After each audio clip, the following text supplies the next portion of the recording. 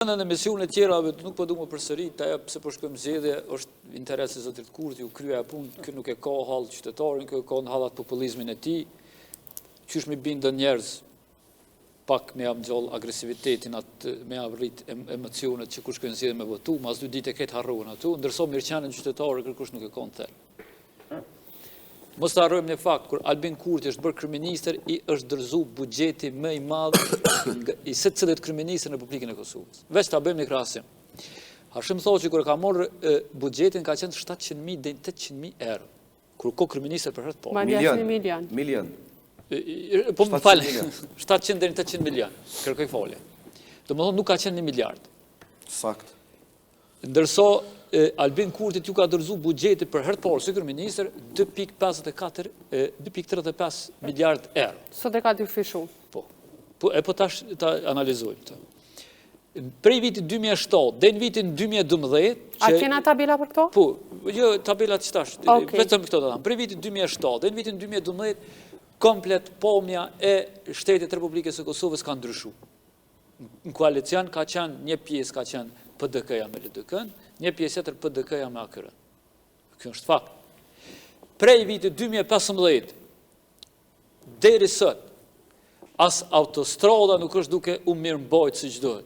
Është për turp rruga që e lidh, domethënë magjistralen Prishtinë-Peja atje dhe Prishtinë-Shqipëri, Tiranë, me lidhje atje me rrugën e Kumbit, është duke u demolu. Domethënë nuk ka as mirëmbajtje, mos flasim ne për një infrastrukturë ose për një zhvillim të hapshëm ekonomik. Sa i përket mirëqenies qytetare, unë kam bërë një llogaritje që kemi në tabelat, secili produkt elementar bazë. Nëse mundemi elementar, duke i përfshirë gjërat ushqimore, me gjëra ushqimore. Është rritur prej 50 deri 100% dhe ka produkte që kalojnë 100%-shin, ma tabelën tjetër nëse ka mundësi. Okej, nëse keni mundësi Ka domethënë produkt që kalojnë 100%-shin, ndërsa pagat janë rritur mesatare arritjes së pagave është 35%. Çka i bën kjo? Që paga e cila është mbërë në vitin 2026 është më e vogël se sa paga e cila është marrë në vitin 2019. Për arsye se produktet janë rritur deri në 100% dhe ti je 20% e deri në 50% nën pagën e vitit 2019. Ku po gjen bog 60 centi? Po ne e ku morë një krahasim mesator, këtu dhona... Të ditë po pritet me sipas Nëse a muna me dolë të nëse s'muna për që me specifiku pak ma, nëse ko mundësi, a muna me dolë të tjerë? Po, veç pak, regjia mundet, besoj që mundet, Armendi. Për qytetarë. Okej. Tash, dhe me thonë, ne këtu janë diso kalkulime të thjeshta që këtu se cilë qytetarë, nuk është që ku mbona i farë punë të tjerë zakonshme, po se cilë edhin basë çmimeve që i pagun një të përdeshme. Po këtu janë disë po, kush dhe që blenë, po unë vetëm e kam bo një krahasim, se para se me votu është mirë me bo krahasime. Pra ne me ditë lopë se votojmë. A votojmë për me nga kalzu kryeministri që kanë orë kuferat me pare nga Serbia, a me votu që ka jem të bo nazët një, na jem të pagu për se cilin produkt që është rrit jem të pagu të vëshëm a shumë, dhe rrjedhimisht a i krenuhet, a dhe psa i krenuhet me bugjet.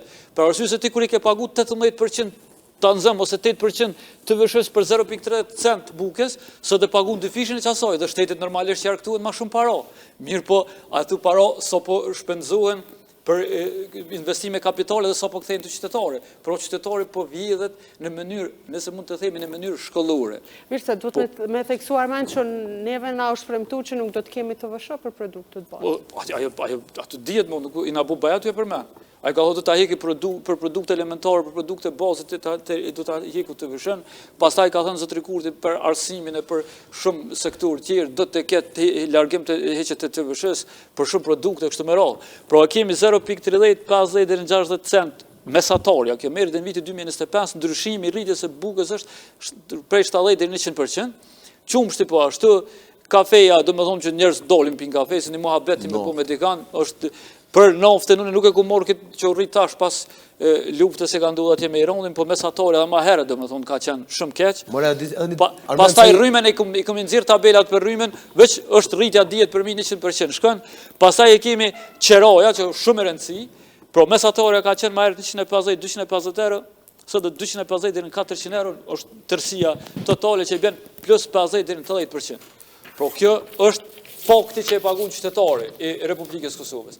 Pasaj, nëse dolim të tabela tjetër që unë jam shërbyna në plongat i kumlon me AI, natyrisht e kemi bosës edhe ma letë. Guxoj Armend, vish diçka qëtu, para se me dalë të tabelat e naftë, aso jemi. A e dini cili është arsyetimi i qeverisë, pse nuk bën me zvoglu akcizën në TVSH-n? Çka po thot? Arsyetimi i qeverisë është nuk hekim akcizën e TVSH-n se prap naftëtarët kanë me keq përdor çmimin. Domethënë, a e di çka po thot qeveria me këtë send? Na e kemi bo ligjin për çmime tavan, po na prap nuk garantojmë zotni, çka është kjo punë kështu? Pse po merr, pse po çon përpara një ligj kur s'mundesh me zbatu? Po do të thonë ligji kjo tregon që ti s'ke kapacitete, zbatimin letër. Okej, ligjin e kemi veç në letër. Arsyetime Edhe një banale. diçka për qytetarët e Republikës Kosovës, sidomos për punëtorët se cilët sektor, po kur po krenohen ta me pogën e 13 për sektorët për sektorin publik, deshta vetëm me thonë diçka. Poga mesatare deri në vitin 2019 ka qenë 477 euro, mesatare, dykun ka qenë pasion, dykun nër këtë. Qeroja ka qenë shembull 200 euro, mesatare, se ka posë edhe shumë a lirë, ushqimi 120 ta zëm, ndërsa për kursime mbeten dikon 110, varësisht kjo është mesatare, nuk është ndryshana, ta shvorën për kërkesa familjare. Që do të thotë përfundimi pogat plus 30-40% kuptimin e rezervave që ti i ki në raport me çmimet.